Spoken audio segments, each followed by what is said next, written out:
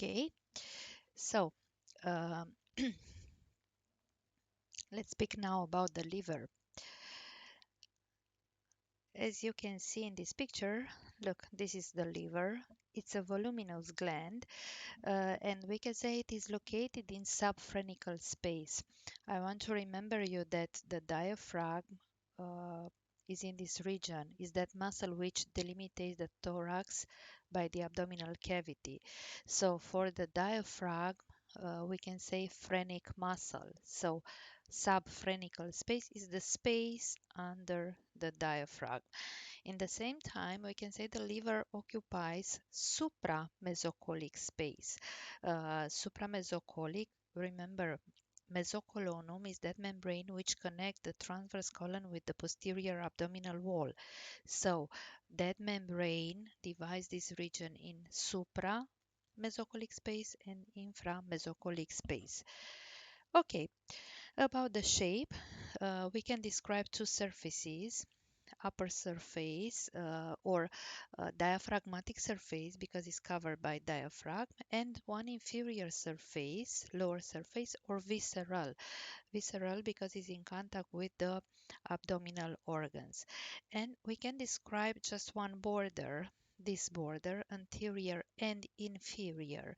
Behind there isn't a real border because it's very arcuated, it's surrounded this posterior surface, so it isn't a real limit between superior and inferior surface on the posterior side.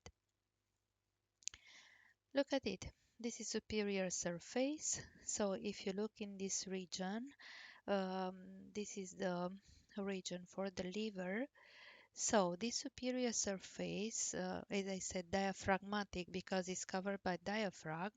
Um, Even there is a part here uncovered by diaphragm. This surface is delimited by these ligaments, the coronary ligaments, which start from the falciform and they go laterally. The end of the coronary, each coronary ligament right here and here, the end of these ligaments is represented by the triangular ligament. Okay, good. So we can describe two lobes here. There is one lobe, the right lobe, which is bigger than the left lobe. The lobes are separated by the falciform ligament. The right lobe has here an impression. It has, as you can see here, it is in contact with the costal arch. So the bones determine an impression on the surface of the liver, because the consistency of the liver is not one very hard, it's a soft one. So that's why there is an impression. On the left side, there is another impression. We say cardiac impression. Um, Cardiac impression because of the heart, but I want to be very clear. The liver isn't in contact with the heart. Heart must be right here. Between heart and liver, there is diaphragm, but heart, which is covered by the pericardium, it press the diaphragm. You can see here, it press the diaphragm, and the diaphragm will press the liver too. So we say cardiac impression because of the heart, but they are not in direct contact. So this is its superior surface. Let's see how is it inferior surface or lower surface. So this is the right side, this is the left side.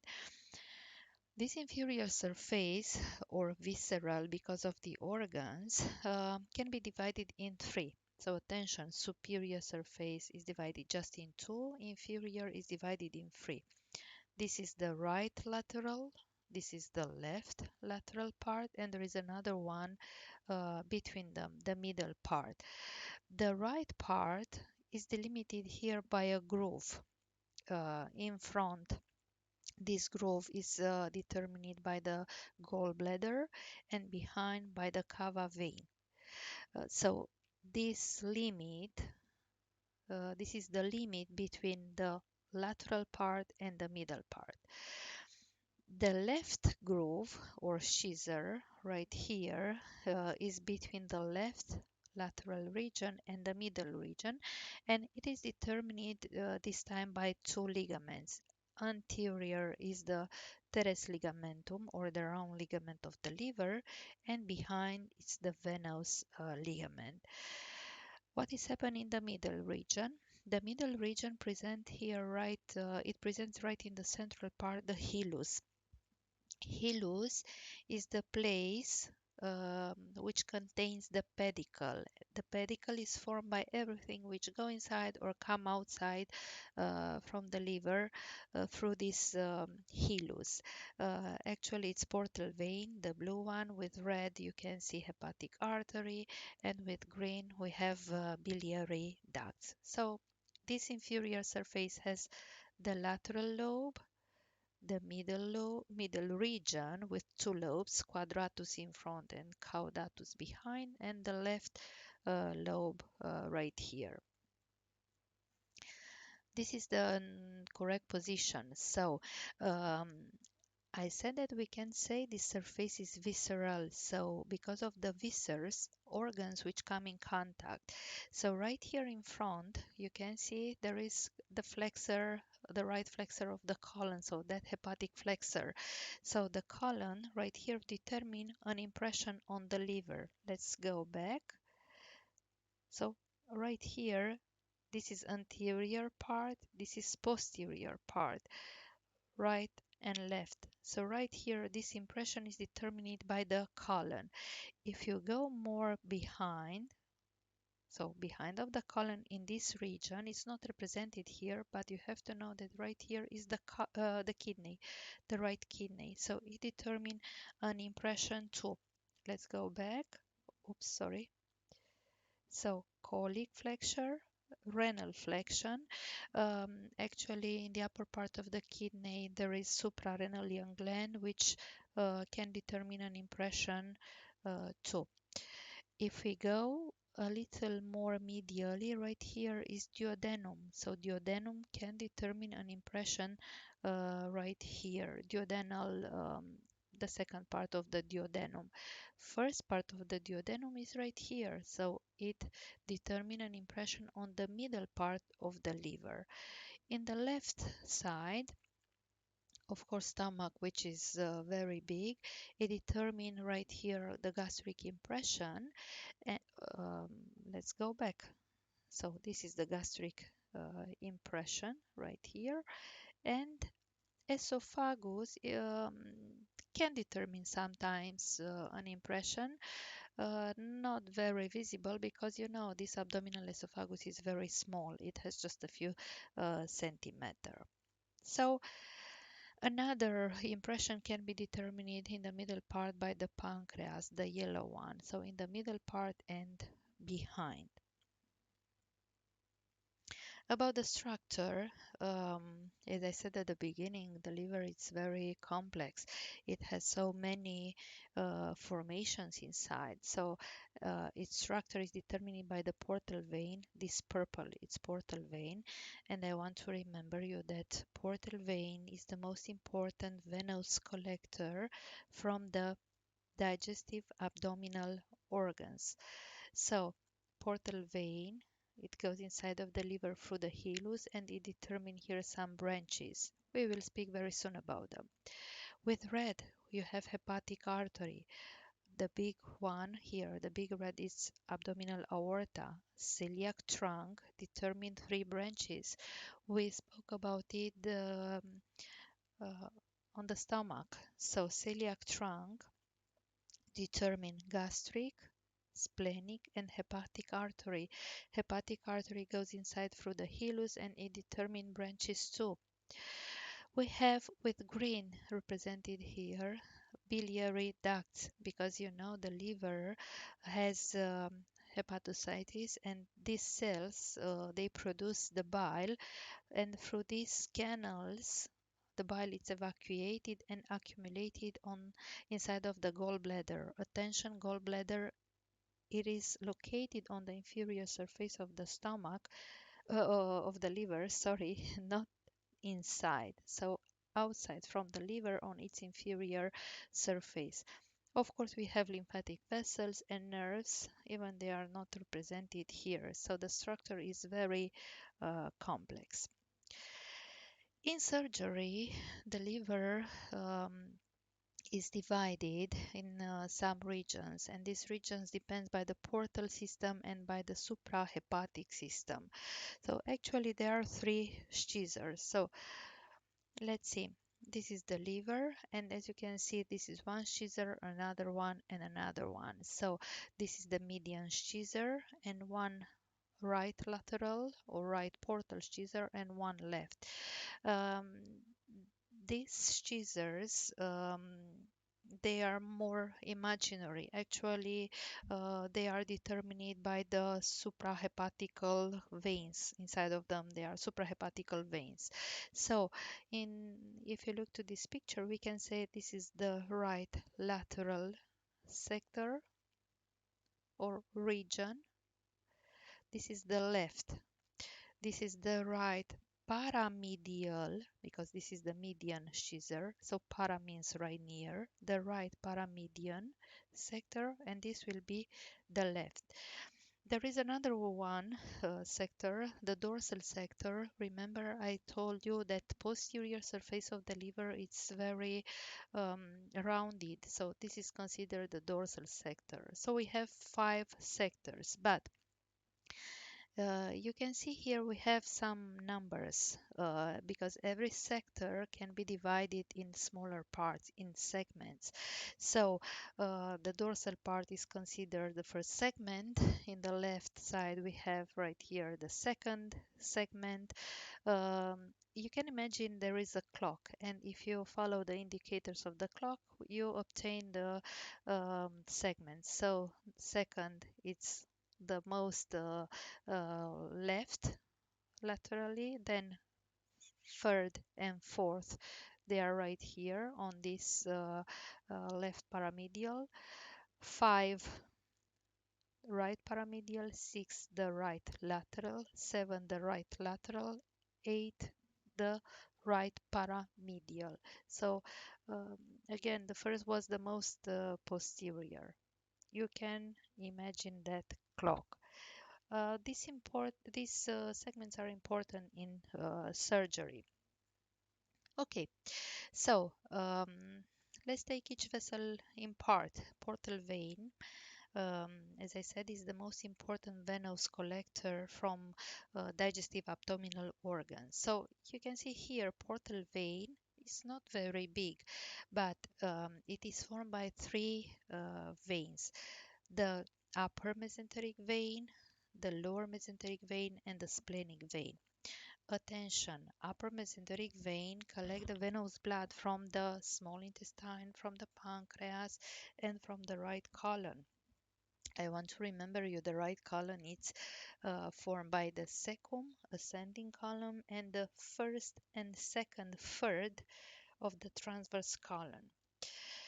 So, lower mesenteric now, it collects the venous blood from the left colon. Left colon was formed by the last third of the transversal colon and descending and sigmoidian colon. But attention, the lower mesenteric, it doesn't go directly to the portal. It is connected with the splenic vein. So even portal vein is formed by 3 veins: upper, lower mesenteric, and splenic vein.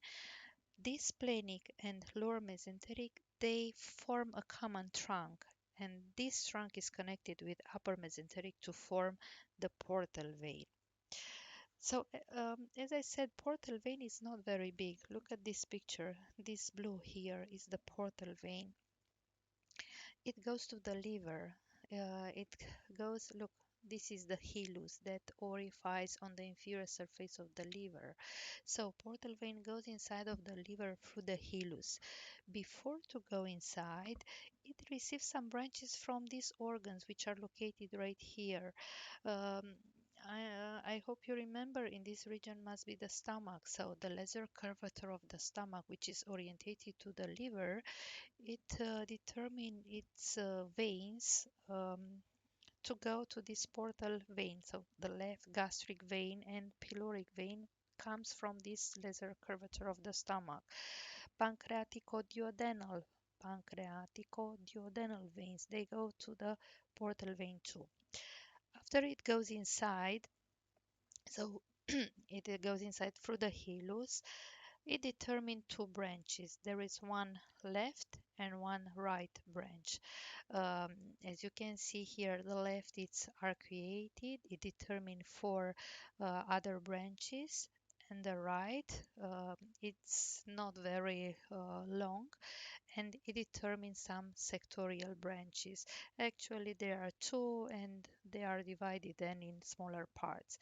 So, portal vein collects the venous blood from these digestive abdominal organs, but the end of the portal vein is inside of the liver. So, um, there are other veins which collect the venous blood of the liver to send to the lower cava vein because um, maybe you remember that I said we have two big cava veins in our body. Upper cava vein, which collects all the venous blood above of the diaphragm, so from the head, neck, thorax, and upper limbs, and lower cava vein, which collects all the venous blood under the diaphragm, so from abdominal cavity, from pelvic region, and from the lower limbs.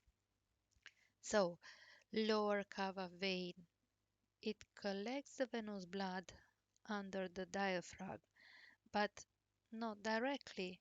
So, portal vein is that one which collects the venous blood from digestive abdominal organs. It goes into the liver, and here is the end of it.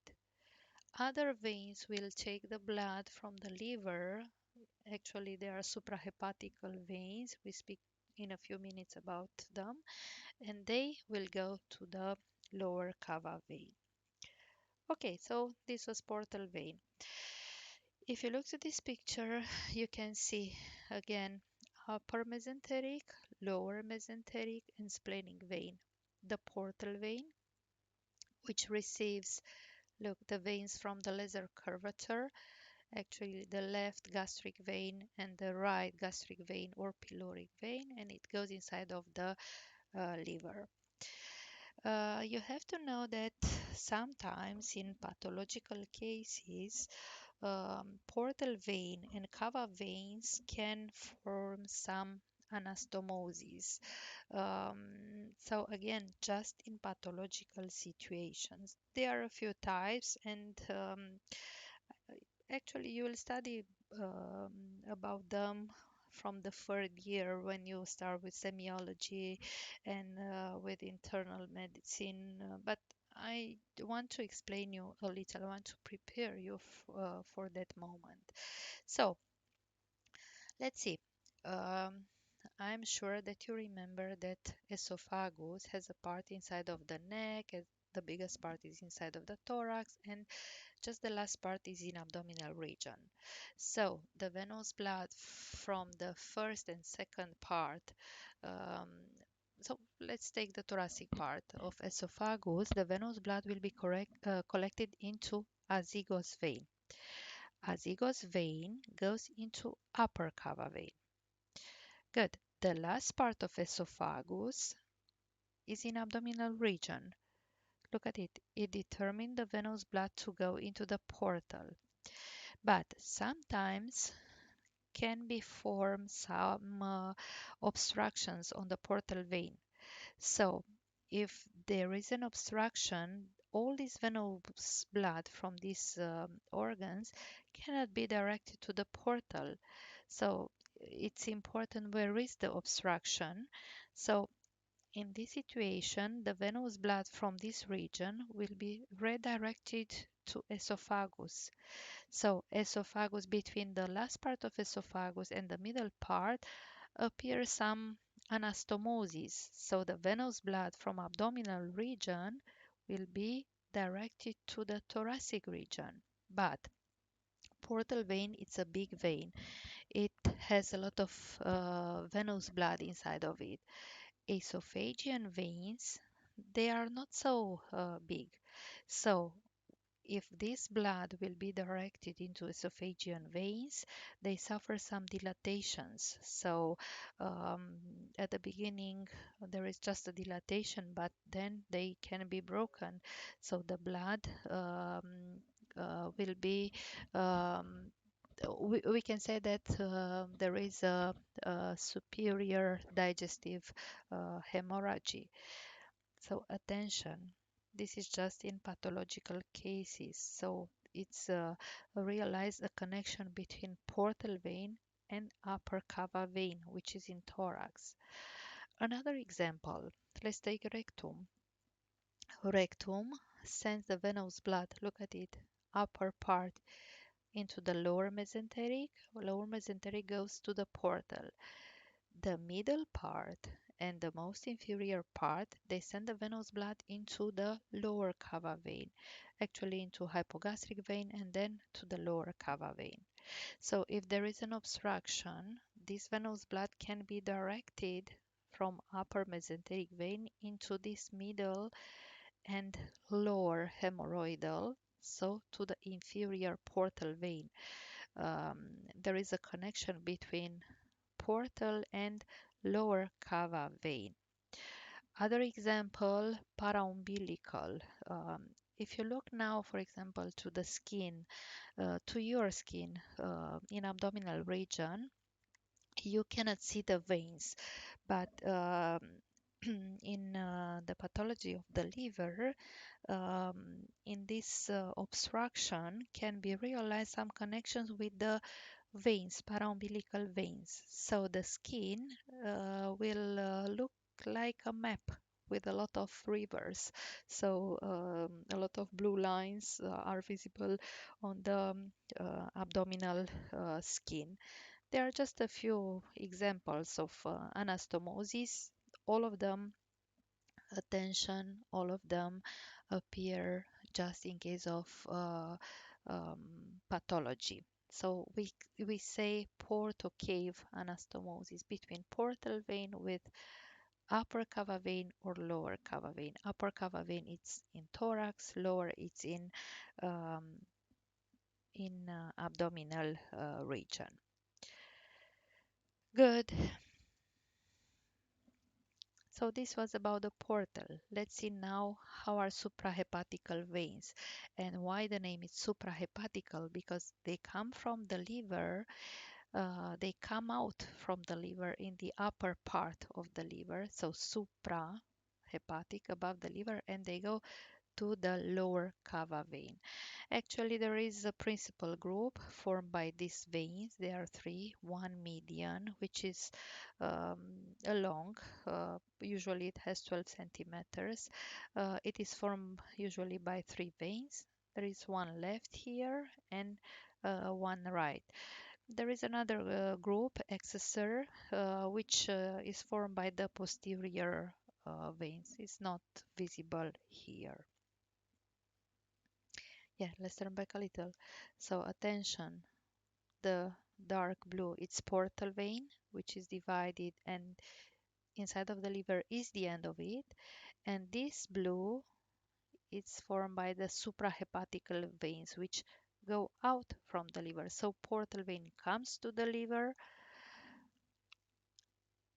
So if it comes to the liver, we can imagine it's like an artery, but not with oxygenated blood, with um, a blood with dioxide of carbon.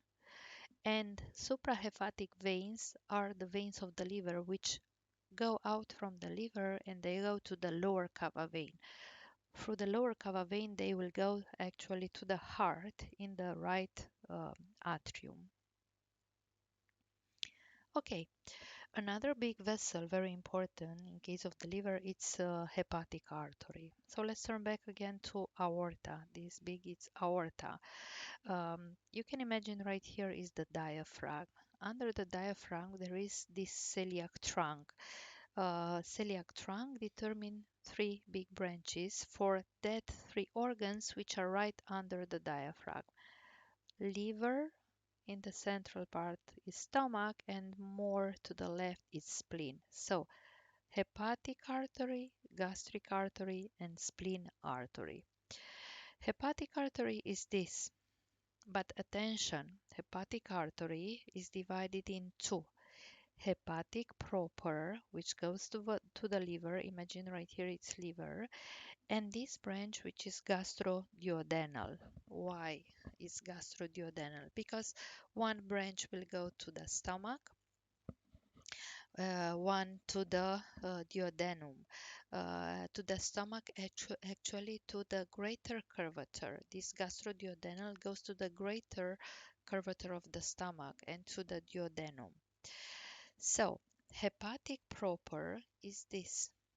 Hepatic proper goes to the proper artery, goes to the liver. But before it goes to the liver, it determine here some branches.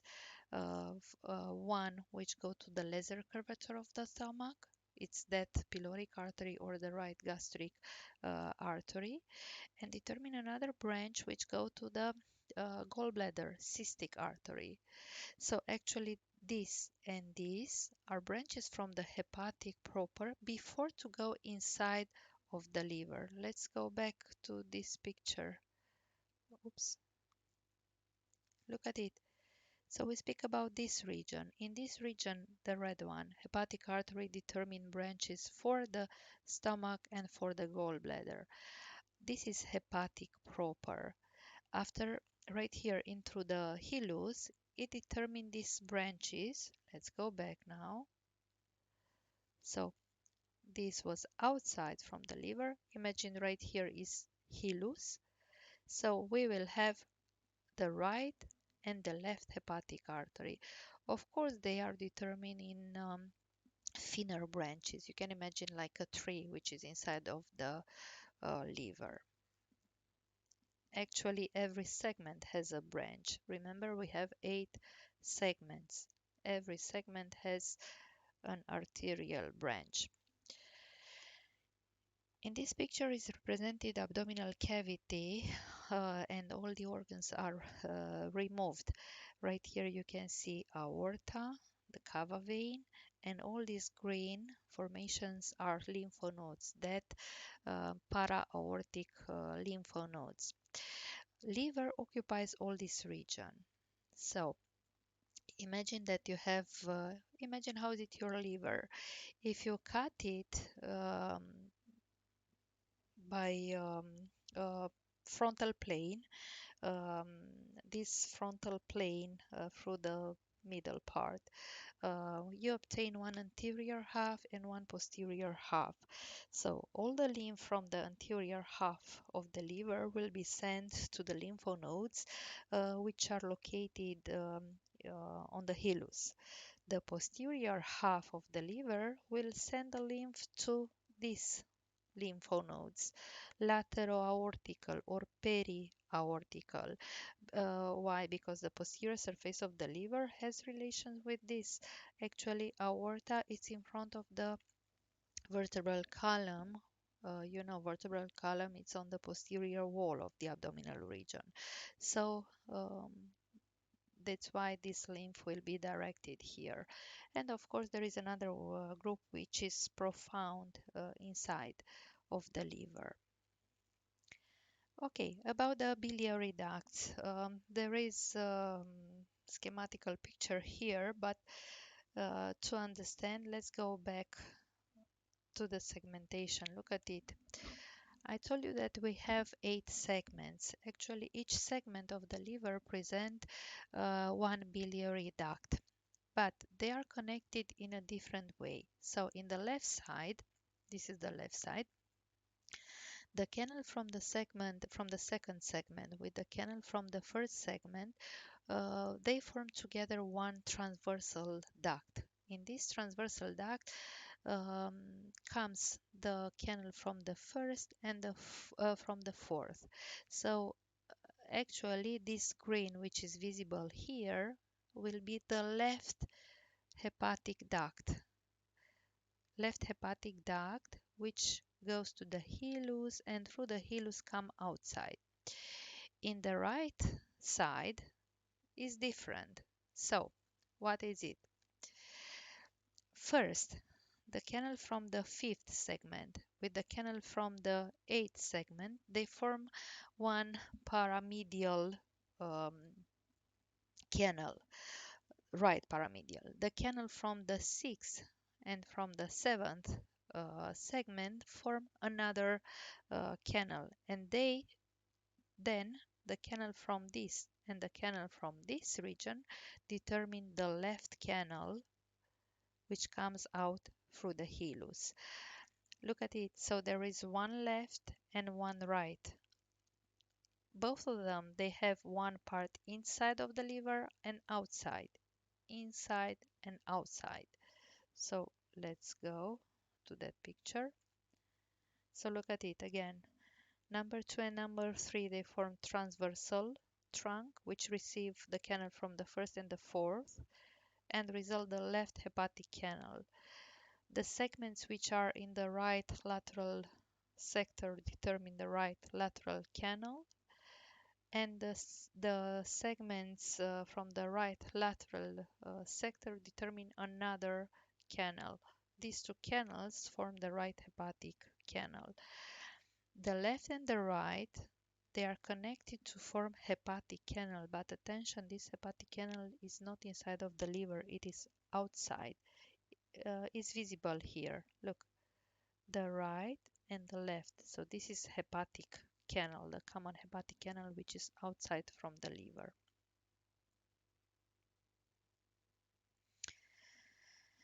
Okay, and a few words about the histological structure of the liver. Um, the liver is covered at the surface by a capsule um, formed by connective tissue. The name is Gleason capsule, and of course, in the same time by the peritoneum, visceral peritoneum.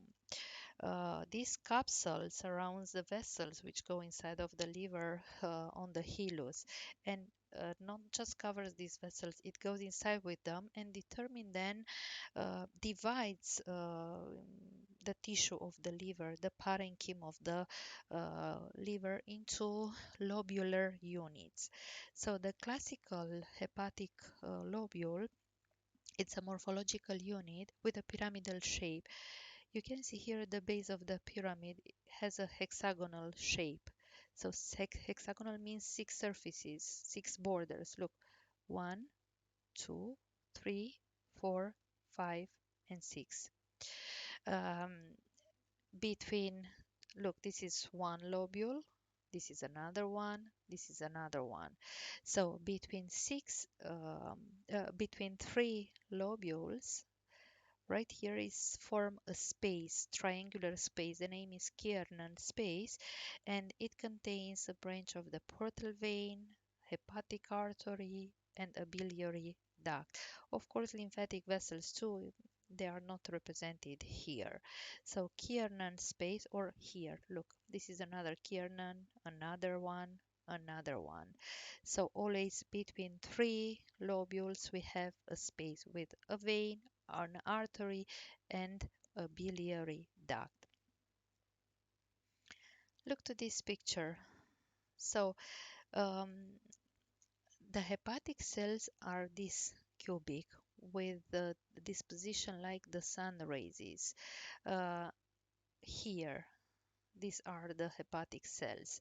Um, it's important to understand that hepatic cells on one side they have a blood vessel, and on the other side they have a biliary duct, because the function of them is to produce the bile which is accumulated into this canal.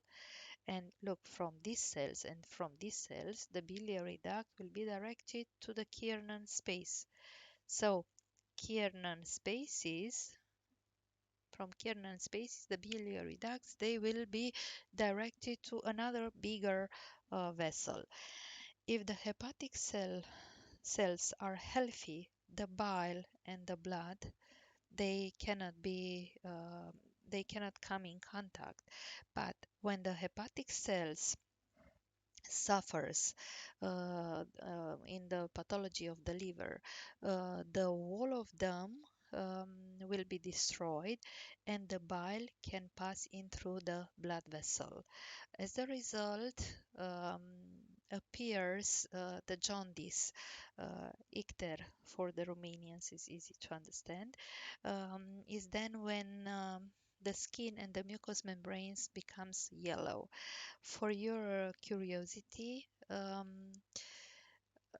the first place where we can see this yellow color is not on the cornea, not on the eye, um, where usually people think. Actually, the first place it's under the tongue. Why? Because remember, under the tongue we have big vessels, superficial vessels. So um, it's we can determine very soon this color of the this yellow color of the mucous membrane.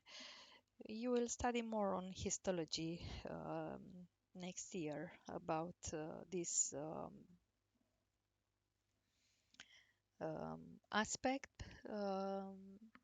I wanted just to prepare you for the time. Okay, so this is it all about the fourth lecture. Um, Sarah asked me if it's possible to tell you how to divide the lesson when you want to study. Consider that this is one lecture. Um, Actually, you have to do it in 3 labs. So you can imagine in one lab you do the large intestine. The second lab it's about the rectum, and the third lab it's about the liver.